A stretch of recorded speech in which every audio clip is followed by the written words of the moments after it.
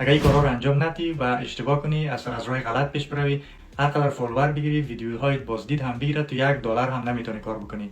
اگر اکانت فیسبوک داری، این تنظیمات رو اول فعال کن، بعدش منتظر باش که فیسبوکت به درآمدزایی برسد. پس تا پایان ویدیو بیننده باش که برات بگویم که چه کارها رو باید انجام بدی. بالای فیسبوک تاج میکنین که تیشه دیگه سمت راست است. بالای هم تاج بکنین، بالای پروفایل تاج بکنین و پروفایل وارد میشه. بالای سه نقطه تاج بکنین نظام. بالای پروفشنال مود که تاج بکنین. بالای ترن آن که تاج بکنین. حالا فیسبوک از حالت فرند ریکوست به حالت فالوور تبدیل شد.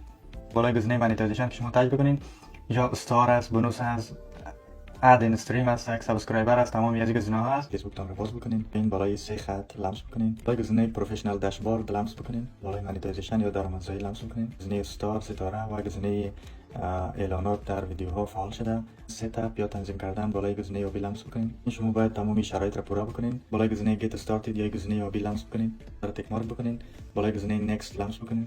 ستاره ها اتوماتیک فعال شد. بالای گزینه ست اپ یا گزینه یابی لمس بکنین، بعد شرایط را پورا کنین، بعد گزینه فعال میشه. بالای گیت استارتد لمس بکنین، تک مارک بکنین، بالای نکست یا بعدی لمس بکنین، بالای گزینه استارز دوباره لمس میکنم.